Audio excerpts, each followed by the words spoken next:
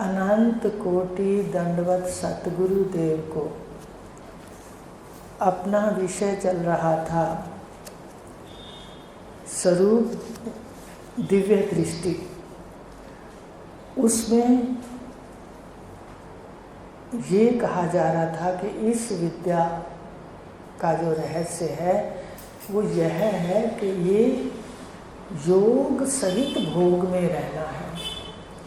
इंद्रियों के जो विषय हैं, इंद्रियां इसमें वर्तती हैं, तुम इसके दृष्टा हो, ये जानना था। और ये भी बताया था कि जब सार को, सत्य को, तत्व को अलग करना है और असार वस्तु मिथ्या को अलग करना है, तो सतगुरु देव शिष्य के हृदय में खटाई डालते हैं, क्षीर सागर। सतोगुणी हृदय होता है साधक, जब साधन से संपन्न हो जाता है तो फिर वो विवेक देते हैं और फिर वैराग होता है। विवेक होगा तो क्या होगा, जब दो कर लेंगे, सच्चाई अलग है और झूठ अलग है, तो झूठ में ही सारा दिन हम वर्तते हैं। ये बिल्कुल कोई भी चीज़ यहाँ की ना साथ जाती है, बस संस्कारों से हम झूठ के अंदर भ्रमण करते रहते हैं, कभी ऊपर के लोकों में, कभी पृथ्वी से नीचे के लोकों में, और हर बार कष्ट ही पाते रहते हैं। इंद्रियों के सुख लेते हैं, परिणाम दुख होते हैं, चाहे वो किसी योनि के अंदर।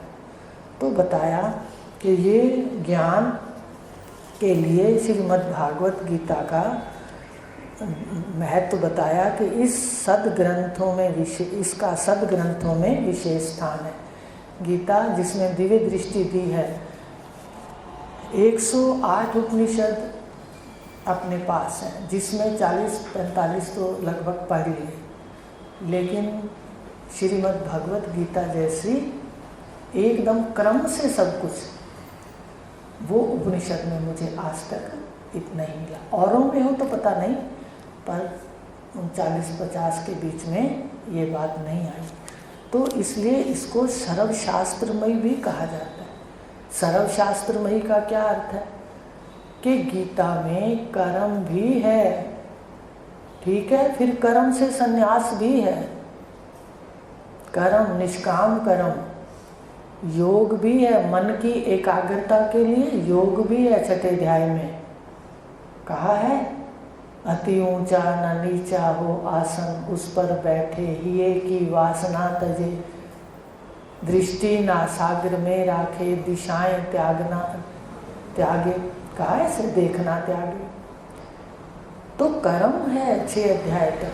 तो इस प्रकार इसमें सारे शास्त्रों का निचोड़ है कि पहले सकाम कर्म के लिए निष्काम कर्म है, फिर आगे योग है, मन की एकाग्रता, और फिर ज्ञान है, मन एकाग्र है और कर्म भी निष्काम हो गए, तो फिर आगे ज्ञान है कि तेरा स्वरूप कैसा है और तू कौन है। तो इस प्रकार गीता को सर्वशास्त्रमयी कहा है कि सभी शास्त्र इसके अंदर समाहित है।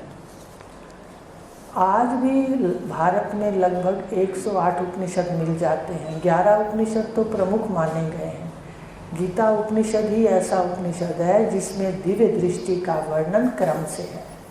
हमें पहले बिल्कुल कुछ नहीं पता था कि क्या दिव्य दृष्टि है, कैसे मिलती है, कैसे क्रम है।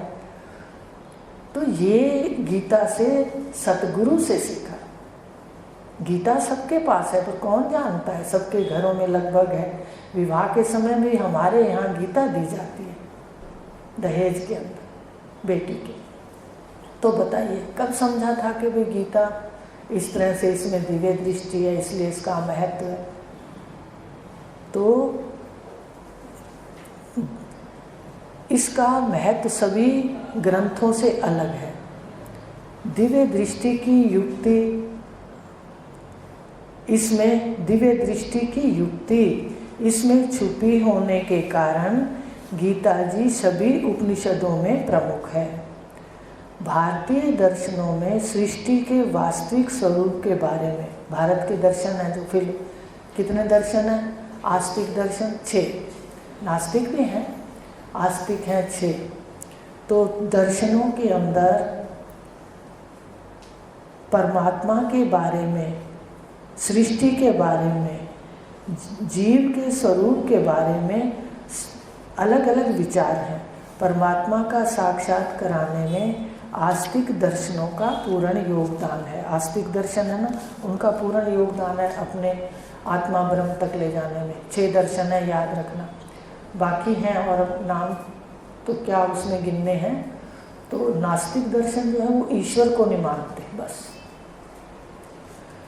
तो इनमें पहला दर्शन है पूर्व मीमांसा। 6 दर्शनों में है पहला पूर्व मीमांसा, माने कर्म कांड। पूर्व मीमांसा में क्या आता है?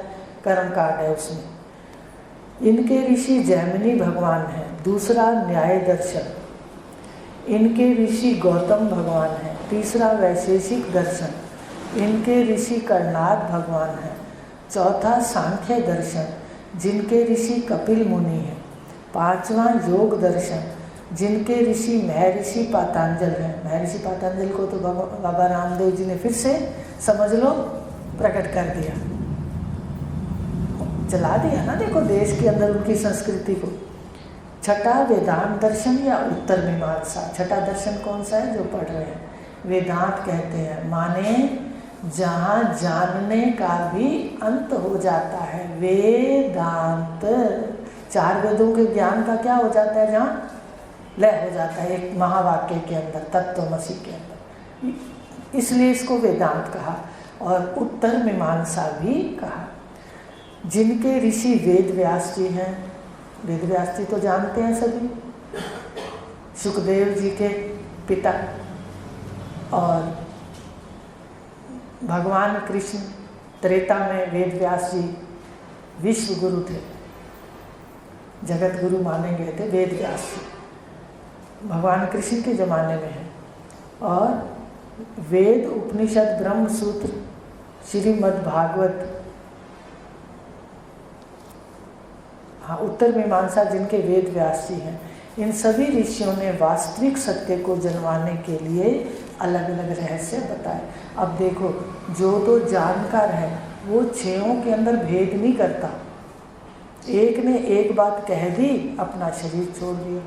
फिर दूसरा आया, उसने बात कह दी आगे, फिर उसने अपना शरीर छोड़ दिया। फिर तीसरा आया, उसने आगे बात कही 2 से आगे, फिर उसने भी छोड़ दिया शरीर। फिर चौथे ऋषि आए, फिर 5वें आए, फिर 6ठे।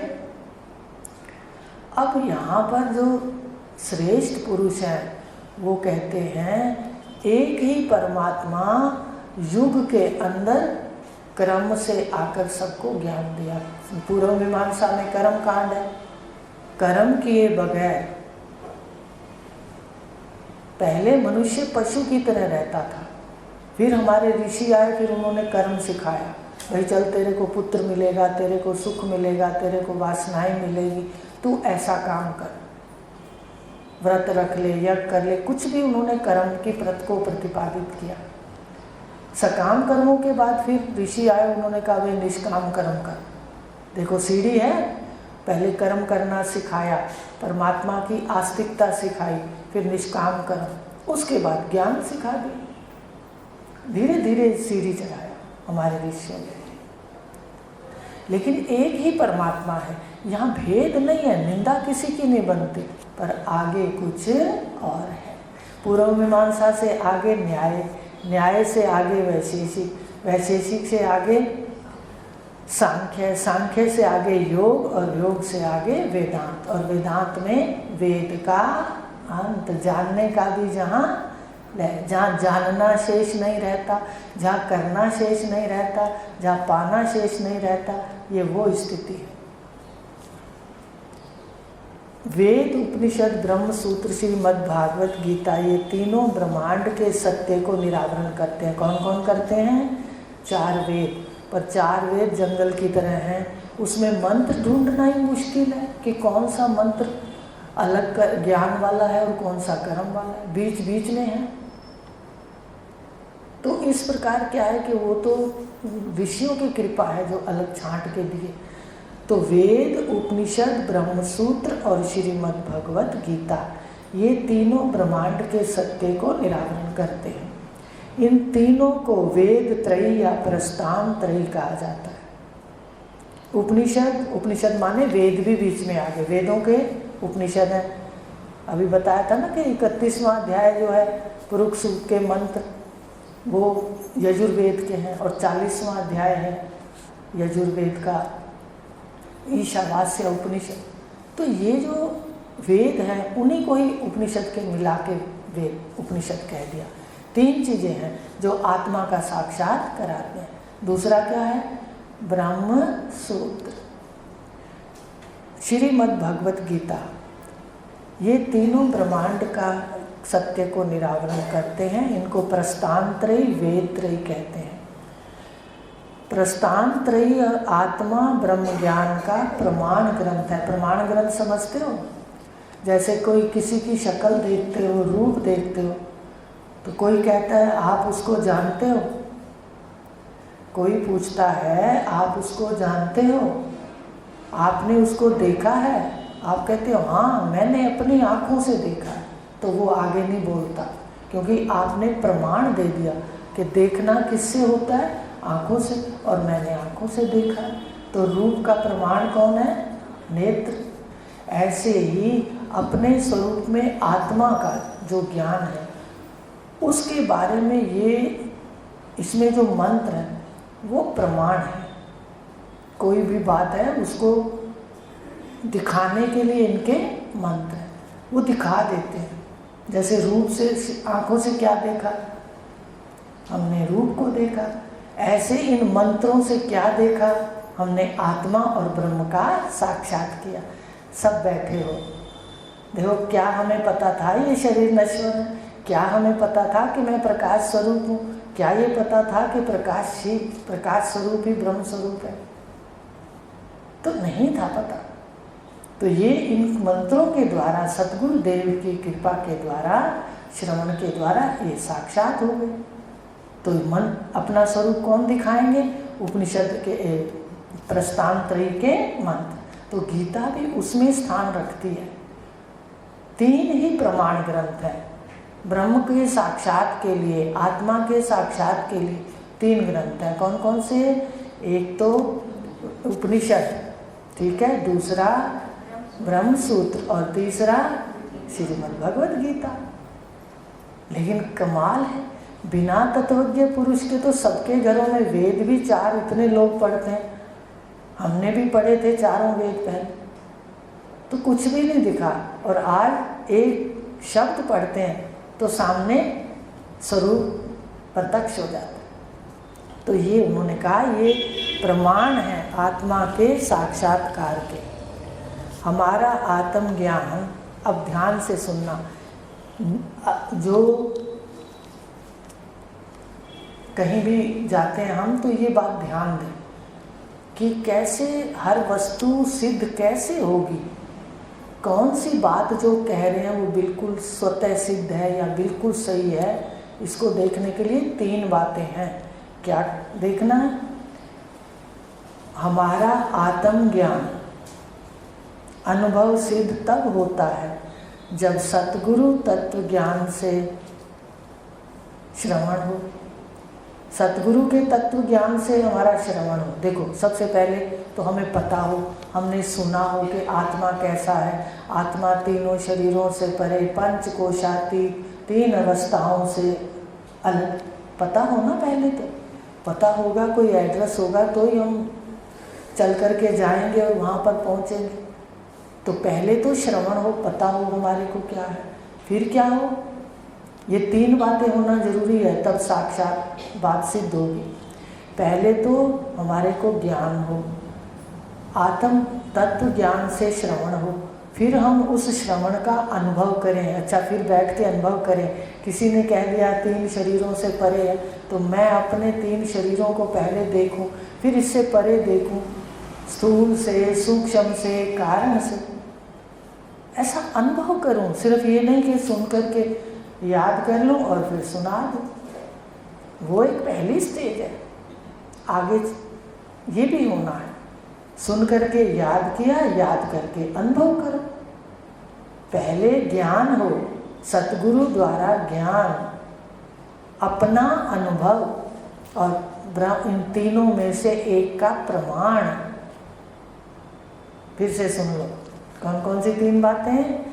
कोई भी बात है वो सत्य कब सिद्ध होती है? जब सतगुरु देव से श्रवण हो, उपनिषदों से श्रवण हो। सतगुरु ही कराएंगे, नहीं तो आएगा ही नहीं श्रवण करने। तो श्रवण हो, उसके बाद हमारा उसका अनुभव हो, हम अनुभव करें पहले बैठ के। जब उन्होंने कहा था आत्मा ब्रह्म है, तो ये चांद जी को समझा रहे थे, चांद बहन को। मेरे को कोई इतनी समझ नहीं थी, ना ही कोई ज्ञान की अकल थी। तो ध्यान से सुनाओ, कहते आसन पर बैठ के इस तरह देखना है। देखो वो हृदय में गड़ी बातें थी। जब वो थोड़ी थोड़ी समझ आई तो फिर आसन पे वैसे ही देखा, वो याद आ जाते थे कि ऐसे बता रहे थे उसको कि ऐसे देखना है आसन पर बैठ कर। तो साधक पहले बैठेगा, संध्या वंदना करेगा, अनुभव करेगा। तो अनुभव करेगा और फिर क्या देखेगा? जो उसको दिखेगा। फिर वो ये ना कहे कि यही सत्य है, फिर क्या करे? फिर उस श्रवण का अनुभव करके वेद त्रयी में मंत्र के रूप में प्रमाण हो। जो आपको अनुभव हुआ वो आप उस प्रस्थान त्रयी के अंदर उसका मंत्र हो। अगर नहीं है तो वो आपकी मन की कपोल कल्पना है, याद रखना। समझ रहे? तो इस प्रकार वो जो हमारे अनुभव है, कई बार माया से, कई बार सुने हुए बातों से। अभी एक हमारी बहन का वहाँ ऐसा देखा, ये अनुभव की बात पे बता रहे हैं कि वो एक दिन गए, उन्होंने बताया कि आए और कहते दीदी मुझे, बीजी मुझे साक्षात्कार हो गया, साक्षात्कार हो गया। देखो भाई, साक्षात्कार हो गया, मुझे साक्षात्कार हो। उनका क्या हुआ, क्या? कहते प्रकाश ही प्रकाश था, प्रकाश ही प्रकाश था। तो उन्होंने कहा प्रकाश था तो दृष्टा तो भी बैठा है, उसको देखना। आ रही बात समझे? प्रकाश किस तत्व का है? अग्नि तत्व का। जब हमारे एकाग्र वृत्ति से सामान्य अग्नि विशेष हो जाती है तो प्रकाश ही प्रकाश दिखने लगता। तो देखने वाला तो रह गया। क्यों? समझ आ रही मेरी बात? तो अब अगर ये दृष्टा का प्रमाण है, जानते हैं तो ठीक है, नहीं तो वो कहेगा मैंने तो साक्षात्कार कर लिया। अब ये कौन सी कल्पना हो गई? मन की कल्पना हो गई। इसको साक्षात्कार नहीं कहते, इसको अग्नि का साक्षात कहते हैं। तो इस प्रकार जो हमारा अनुभव है श्रवण का, वो प्रस्थान त्रयी में कौन कौन सी तीन हैं? उपनिषद, ब्रह्मसूत्र और गीता। इनमें कोई एक ना एक मंत्र, वो मंत्र होना चाहिए। अगर प्रस्थान त्रयी में हमारे अनुभव का प्रमाण नहीं तो वो यथार्थ बात नहीं है, मन की कल्पना। अभी समझा दिया आपको मन की कल्पना कैसे होती है। 4 वेद तो वैद की दुकान है। अब 4 वेद आपको बताया, वो तो जंगल की तरह है। और वैद की दुकान होती है ना, केमिस्ट की दुकान, उसकी तरह है। तो उस पर तो छोटी सी छोटी APC, वो क्या कौन सी गोली होती है सिद्धार्थ की, वो उस छोटी सी गोली से लेकर के बड़ी बड़ी इंजेक्शन उसमें उसकी दुकान में होते हैं। वैद की दुकान में भी सारी औषधियाँ होती हैं, केमिस्ट की दुकान में सारी दवाइयाँ होती हैं। ऐसे ही वेदों में सब कुछ अभी बताएंगे कि कैसे हमारे काम की उसमें कौन सी चीज़ है, हमें कौन सी लेनी है।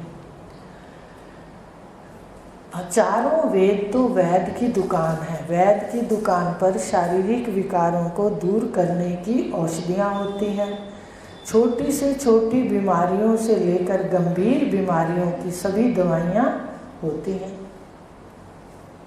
परंतु जिसको जैसी बीमारी है, औषधि का जानकार, ध्यान से देखना, पहले तो बीमारी देखेगा। कौन देखेगा? उन जिसको डॉक्टर कहते हैं। फिर वो औषधियों का जानकार है तो बताएगा वो औषधि ले आओ, ठीक है। छोटी से छोटी और गंभीर बीमारियों की दवाइयाँ हैं, परंतु जिसको जैसी बीमारी है, औषधि का जानकार उसी के अनुसार रोगी को वह औषधि देता है। अब मरीज यह नहीं सोचता कि ऊंची कीमत वाली दवाई से ठीक होगा, सोचता है कभी? जो दवाई लिख के दी है वो वही ले आता है। मन मर्जी से दवाई नहीं खरीदता, खरीदता है मन मर्जी से? नहीं खरीदता। ना ही वह सोचता है कि सारी दवाइयाँ उसी के लिए हैं। वो वैद्य की दुकान पर ये नहीं सोचता कि सारी दवाइयाँ मेरे लिए हैं। जिसको जो बीमारी है उसी बीमारी के अनुसार औषधि दी जाती है। ठीक है ये बात? कलयुग में सभी मनुष्य के मन रोगी हैं। कलयुग में तो मन के रोग बहुत हैं। देखो, जहाँ पर इतना पैसा मिलता है, लोग भाग भाग के 7 समुद्र पार करके जाते हैं, जिसको विदेश कहते हैं, फॉरेन कहते हैं। वहाँ पर बुढ़ेपे में अक्सर लोग डिप्रेशन का शिकार होते हैं। जवानी में तो उनकी मनमर्जी चलती है, मन क्या कहना मानते रहते हैं। जो मन मांगता रहता है, शरीर मांगता रहता है, देते रहते हैं। पैसा भी बहुत है, पर बुढ़ेपे में वो जो अकेलेपन का दुख है, वहाँ ये प्रथा नहीं है, भारत की संस्कृति नहीं है, तो वहाँ वो बाद में उनको मस्तिष्क उनका हिल जाता है। तो भारत में भी देख लो, जहाँ जाओ देख लो, मन के रोगी या सभी हैं। वो तो कोई सतगुरु मिलते हैं तो मन के रोगों को दूर कराते हैं, अन्यथा मन के रोग में काम, क्रोध, लोभ, मोह, अहंकार, ईर्ष्या, इन 6 शत्रुओं ने मन को अशांत और रोगी बना दिया। देखो, जो जानकार होता है उसको प्रारब्ध पे निश्चय होता है, वो अपनी थाली की ओर देखता है, अपने प्रारब्ध की ओर देखता है कि मेरे पास क्या है, उसको अच्छा अच्छा करके व्यवहार करता है। लेकिन उपनिषद तो कहते हैं कि भाई, अभी मंत्र भी बताएंगे आपको, उपनिषद तो कहते हैं कि परमात्मा की ओर आने वाला, तत्व ज्ञान की ओर आने वाला, सतगुरु के श्रवण वाले के घर ऐश्वर्य आना शुरू हो जाते हैं। तो इस प्रकार ये जो अशांति है और रोग है, ये ज्ञान के बिना नहीं जाते। इन रोगों की दवाई मानसिक शांति 4 वेदों में है। देखते हैं कि सबसे अधिक भीड़ अस्पतालों में है या धार्मिक स्थलों पर। इतना रश है, इतना रश है, हमारी तो हिम्मत नहीं होती कि गंगा की आरती हुई जाके निकट से देख लें, जाके दूर से ही बैठ जाते हैं। तो इतना रश है भगवान के द्वारे सुख पाने के लिए। ऐसे डॉक्टरों के यहाँ देखो, इतना रश है, जाओ तो अस्पतालों की भीड़ ही बहुत है, देखते हैं तो 2 स्थान पर ज़्यादा भीड़ है। मन के ताप से मुक्ति पाने के लिए धार्मिक स्थलों पर सबसे अधिक भीड़ है। अब मान लो अस्पताल हो पर डॉक्टर ही ना हो, जाओगे उस अस्पताल में? लेकिन क्या गलतियां हो रही हैं ये बताएंगे आपको कि हम तो जग गए, हमें तो गुरु मिल गए, हमें समझ आ गई। अब देखो, अस्पताल हो और डॉक्टर ना हो तो रोग दूर नहीं होंगे। ऐसे ही धार्मिक स्थल तो हैं, वहाँ रोगों से छुड़ाने वाले महान आत्मज्ञानी तत्वज्ञ नहीं है, सब जगह नहीं है। विरले तो बैठे होंगे, लेकिन सब जगह नहीं है। पर कितने अस्पताल खुले हुए मन के, बताइए। मुझे तो हैरानी होती है, गली में कितने 2-3 गलियां छोड़ के फिर धार्मिक स्थल है, को गंगानगर में ही देख लो। ये ना देखो कि मंदिर, मस्जिद, गुरुद्वारा क्या है, लेकिन है तो मन के दुखों से छुड़ाने के लिए, तो है तो वो घर ही है ना। देखो, चाहे मंदिर हो, मस्जिद हो, गुरुद्वारा। तो इसी प्रकार इतने खुल गए सारे धार्मिक स्थल। भले कितने ही धार्मिक जगह क्यों ना जाएं, धार्मिक स्थलों पर धर्म कर्म से अच्छे कर्म तो बनेंगे, पर मन के रोगों से शांति नहीं मिलेगी।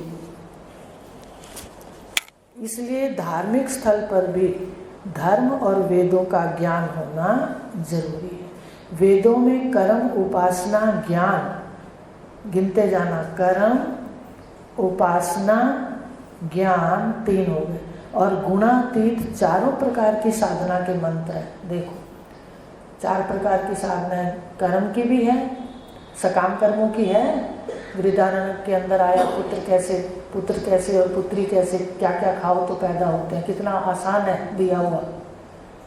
इसलिए उन्होंने प्रतिपादन किया दोनों का, ये नहीं कहा कि पुत्र को ही केवल महान का, दोनों का दिया। अगर इनका सृष्टि के अंदर महत्व ना होता तो ये दो कैसे बनाए? ईश्वर के दो स्वरूप हैं, अर्धनारीश्वर। तो ये गलत कुछ भी नहीं है, हमारी वासनाएं गलत हैं, बस गलत थोड़ी है। व्यवहार के लिए तो सभी चाहिए, धन ऐश्वर्य चाहिए, कुछ आगे सेवा के लिए चाहिए, पुत्र पुत्री चाहिए, पर ये आसक्ति ना हो कि भाई उसके लिए हम गलत करें। क्या पुत्र पाने के लिए हो, बेटी पाने के लिए तो मेरे ख्याल कोई नहीं करता होगा। नहीं, ऐसा मस्तिष्क में बिठा दिया कि पता नहीं क्या बिठा दिया। बेटी तो हो ना, पहली बेटी हो जाए तो देखती हूँ परिवार वालों के मुंह ऐसे लटकते हैं। आजकल तो फिर भी लोग थोड़े से हो गए हैं ऐसे होशियार। तो क्या है कि ये संस्कार है हमारे, बाकी दोनों का ही महत्व है। तो कर्म, उपासना, ज्ञान और गुणातीत चारों प्रकार की साधना के मंत्र हैं। हमारा अंतःकरण किस में रमता है? देखो चारों हैं वेदों में। क्या है? पहले सकाम कर्म है, फिर निष्काम कर्म है। गीता में भी भगवान ने कह दिया, तीसरे में कर्म बताए, ठीक है। वो तुम उसको पूजो, वो तुम्हें देवताओं के लिए आया ना, देखो वो तुम्हारी इच्छाएं पूरी करेंगे। चौथे में कर्म संन्यास कह दिया। उसका नाम क्या है चौथे अध्याय का, जानते हो? पढ़ते तो हैं पर जानते नहीं है। कर्म संन्यास योग, मेरे ख्याल से चौथा ही है। चौथा है, देख लेना, कोई नहीं। मतलब कर्म संन्यास योग कह दिया, कर्म कहा, फिर उसका संन्यास, कर्मों से भी संन्यास दिला दिया। 4 योग बताए थे ना, यही था 5वां कर्म संन्यास योग। भक्ति योग और ज्ञान योग और 3 भगवान ने बताया ना। तो इस प्रकार क्या है कि ये जो उन्होंने कहा कि कर्म, उपासना और ज्ञान 3 हो गए। अब चौथा महावाक्य के लिए है। गुणातीत अवस्था कब होगी? जब महावाक्य होगा। नहीं तो ज्ञान तो हो सकता है, ज्ञान के अहंकार से ज्ञानी तो बन सकता है जी, गुणातीत नहीं हो सकता, स्थिति नहीं हो सकती, साक्षात नहीं हो सकता। तो इस प्रकार 8वां जो साधन है, 8 का बहुत महत्व है। उपनिषदों में 7 का भी बहुत महत्व है कि उन्होंने बताया है हमारे। तो कहा कि गुणातीत जो 8वां साधन है उससे होगा जी, और तब ये मुक्त होगा।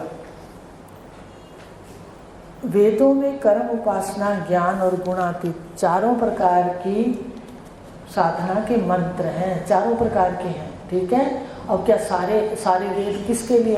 एक जने के लिए थोड़ी है, एक व्यक्ति के लिए है क्या सारे वेद? आधे पागल हो जाए अगर सिर्फ 7 वारों की कथा पढ़ी होगी आपने, पढ़ती थी तो मेरे को आता था, बुद्धि थोड़ी सी थी ऐसी कि भाई ये जो 7 वार हैं, अगर सभी इच्छाएं मेरी हों तो 7 वार में तो भूखे रहे तो बहुत ही मुश्किल है भाई। सारी चीज़ें अगर अपने लिए हो, सिर्फ 7 वार की कथा है ना, वो भी सबके लिए नहीं है क्या एक साथ सबके लिए? 7 दिन अगर आप व्रत रखोगे तो क्या हो जाएगा? दिक्कत आएगी कि नहीं आएगी? तो वेदों में तो इतना कुछ है, सारे वेद एक के लिए नहीं है। क्या कहा वेदों को? वैद की दुकान। वहाँ पर मंत्र अलग अलग हैं, दवाइयाँ अलग अलग हैं, उससे मन के विकार जाते हैं अलग अलग साधकों के। तो ये अपने को ध्यान देना है। हमारा अंतःकरण जिसमें रमता है। अच्छा देखो, 3 गुण के लोग हैं तो अंतःकरण, 3 गुण के जीव हैं तो कोई तो यज्ञ में खुश रहता है। अच्छा, कोई ढोल की चिमटे बजा बजा के जोर जोर से बोल बोल के हैं, वो उसमें खुश रहता है। कोई शांत योग में जाके खुश रहता है, कोई ज्ञान का श्रवण करके अपने आप बैठने में आनंद लेता है, कोई तीर्थों पे घूमता रहता है। तो हर गुण का जो अंतःकरण है वो अलग अलग साधना चाहता है।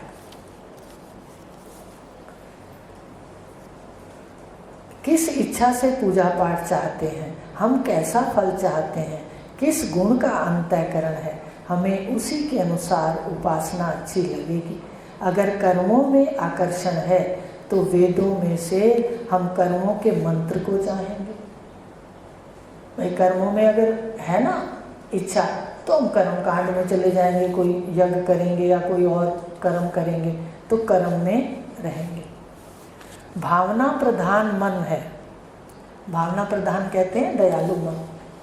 एक बात और सुनो, आत्मज्ञान के बाद मन दयालु हो जाता है, कहते उसमें दया भाव बढ़ जाता है। आत्मज्ञान के भी लक्षण है कि वो दूसरों के, पहले तो अपने दुखों से देखता था कि भाई दुख है, अब वो दूसरों के दुखों को भी देखता है कि भाई वो भी बड़ा दुखी हो रहा है, उनको वहाँ भी दया आती है। तो इस प्रकार दयालु जिसको कहते हैं भावना प्रधान मन है, तो भक्ति उपासना चाहेगा। तो भावना प्रधान है, मन प्रधान है, ठीक है, तो क्या चाहेगा, भक्ति करेगा, इष्ट को आगे रखेगा और उसकी भक्ति करेगा, ये भावना प्रधान। और बुद्धि प्रधान है तो अच्छा, अगर बुद्धि प्रधान है तो ज्ञान चाहेगा, ठीक है ना, बुद्धि प्रधान है तो कहाँ आ जाएगा, ज्ञान में आ जाएगा। विषयों से उपरांता हो गई है, अब सुनते सुनते क्या हो गई, विषयों से उपरांता। आपको बताया था वैराग्य फल, बताया था वैराग्य फलम बोधो, बोधस्य उपरति है फलम। बोध का जो फल है वो क्या है, उपरति। उपरति माने वैराग से बोध होगा। देखो ध्यान से, सीढ़ियाँ देखो, गुरुदेव श्रवण करा रहे हैं, विवेक करा रहे हैं, वैराग होगा और वैराग से क्या हो जाएगा, अपने को बोध हो जाएगा। स्थिति नहीं बताई, बोध कहा, पूरा स्वरूप का ज्ञान हो जाएगा। और जब पूरे स्वरूप का ज्ञान हो जाएगा तो संसार से क्या हो जाएगी, उपरांता हो जाएगी। फिर यहाँ विषयों के अंदर आनंद नहीं आएगा, उपरति हो जाएगी, ये उसका फल है। ये उपनिषदों में है। तो बताया कि किस प्रकार उपरांता हो जाएगी और गुणातीत तत्वमसि में स्थित हो जाएगा। जब उपरति हो जाएगी तो किस में स्थित हो जाएगा, तत्त्वमसि, अहम ब्रह्म अस्मि, उसमें स्थित हो जाएगा। हम कर्मों से निवृत्ति चाहेंगे। अब जो ऐसा अंतःकरण होगा वो कर्मों में नहीं जाएगा, कर्मों से क्या करेगा, निवृत्ति। वो कम व्यवहार करेगा, व्यवहार को समेट लेगा। इसलिए ध्यान दो, अगर व्यवहार में फैलाव है तो उसको समेटने में ही शांति। ये सब वेदों में है। सारी सृष्टि में 3 गुण के कार्य हो रहे हैं। परमात्मा की प्रकृति 3 गुण वाली है, सत्वरजतम। सतोगुण का लक्षण ज्ञान, सुख और शांति। रजोगुण का लक्षण क्रिया। तमोगुण का लक्षण आकृति, दुख और अशांति। कल इसको खोलेंगे कि 3 गुण हैं। तीसरा जो है ना लक्षण तमोगुण, तमोगुण के क्या लक्षण हैं, आकृति। पहले तो अपने को शरीर मिलेगा, कोई आकृति मिलेगी, ठीक है, फिर आकृति में दुख और अशांति है। अब एक और इसका अर्थ है, आकृति माने फोड़े फुंसियाँ भी होते हैं, जो ये आजकल उल्टे फोड़े होते हैं ना, उसको दूसरी बीमारी कहते हैं, कैंसर वगैरह, समझ रहे हो। तो ये तमोगुण से होते हैं, तामसिक वस्तुएं खाने से।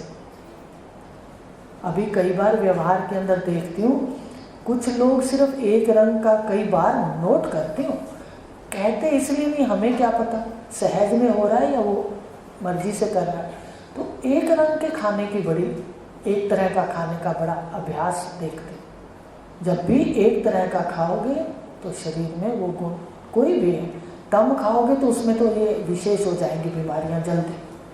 सतरज तम में, रज और सत में भी तो है, ज़्यादा सत खाने से वो कफ बढ़ जाता है, तो हकीम जी बताते हैं। पर 3 गुणों की कोई भी चीज़, अगर एक गुण को आप लगातार ज़्यादा खाते हो तो वो एक दिन आपको बीमारी प्रकट करके दिखा देगी। लेकिन मेरे को आता है कि सारे बूटों में आग लगी हुई है, सबके अंतःकरण जल रहे हैं, भला किस किस बूटे में जाके पानी पाऊँ।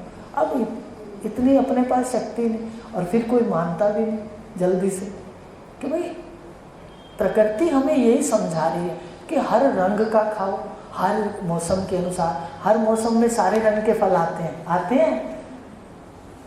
आते हैं या नहीं? प्रकृति 7 रंगों की, सूर्य की किरणों में 7 रंग होते हैं मेरे ख्याल, 7 रंग, 7 राग हैं, सप्तवार, देखो 7 का क्या।